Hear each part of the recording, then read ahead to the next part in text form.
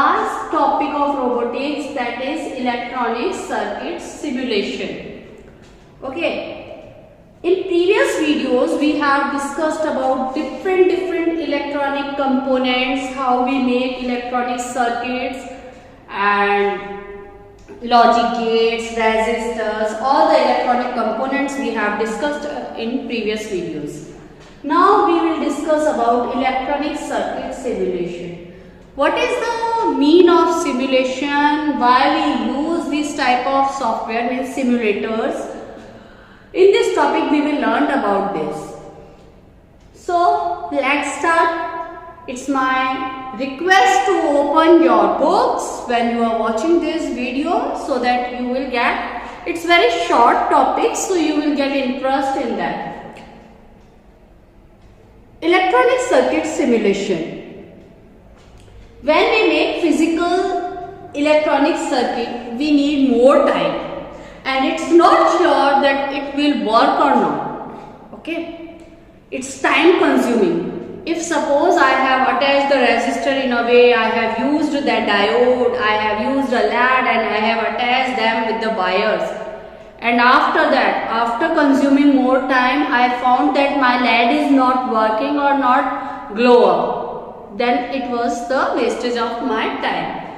So in computer, some softwares are there in which you need not to use all the physical components, or you need not to attach them physically. You just virtually draw the circuit and you can see the result. This type of softwares are known as circuit simulators. Okay, so first benefit or first reason to use simulator software is to save our time. We need not to make physical electronic circuit. We just make virtual electronic circuit in any simulator and we will check whether it is working or not working. So this type of softwares, examples of these type of softwares are LTSpice, Multisim, MacSpice. There are different types of electronic circuit simulator.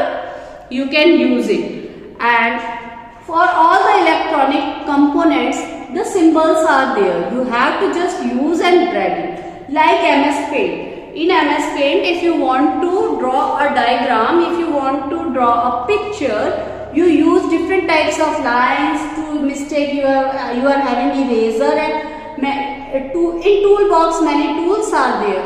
You use it, okay, and make your picture perfectly. The same, these type of simulators are having different electronic components or its symbols.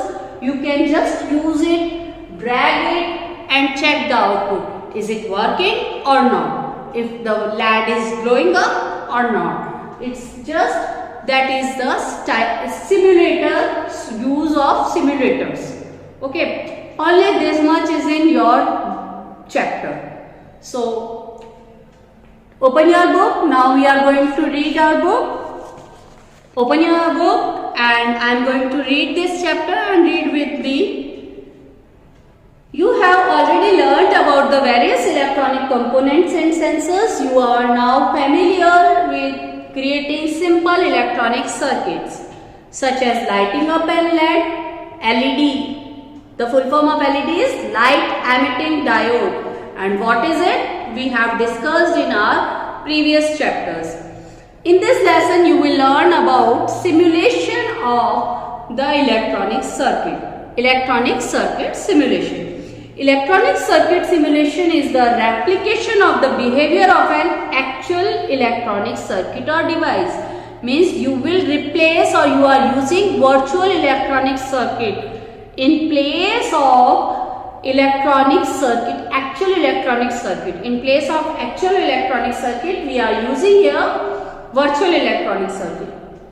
In the circuit simulation, computer software simulates the behavior of an electronic circuit or system. Using this technique, new designs of circuits can be tested, evaluated without actually constructing the circuit. I think it's clear now because I have explained you. Why should we simulate circuits? Building electronic circuits isn't easy. Okay, the design of the circuit has to be created on paper, which involves a lot of thinking and calculations. Then the actual circuit will have to be built using many small components, which is also a time consuming task. I have explained you, when you attach a physical electronic circuit or you will attach, you need LED, you need resistor, first you have to collect all the electronic components, after that you will attach it in proper way. Okay, so it's time consuming task. After all these comes the testing of the circuit. After all, you have to test the circuit, is it working or not? If it fails, suppose if it fails to work as expected, what you desire, it will not give you output. So the entire circuit might have to be redesigned. You have to redesign it because it's not working according to you, eating up a lot of time. So it's time consuming. Hence, it is a good practice to simulate circuits before actually creating them. So before creating them, simulators means softwares which is very helpful to save our time. How to simulate electronic circuits? To save time and make the process of creating circuits easier, many software programs have been developed. These programs are called circuit simulators. So what is the definition of circuit simulator? Now I think it's clear to you, its use and its definition. In these programs, we are able to use virtual electronic components such as resistors, capacitors, inductors, transistors. Instead of transformers, it have to use better uses transistors, etc.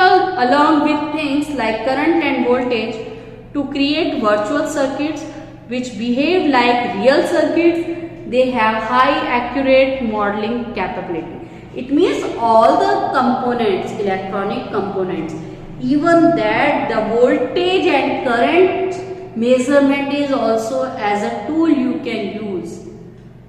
There are many circuit simulation programs available. Some of the popular circuit simulator programs are ngSpice, GNU-CAP, LTSpice, Multisim, MakeSpice, etc.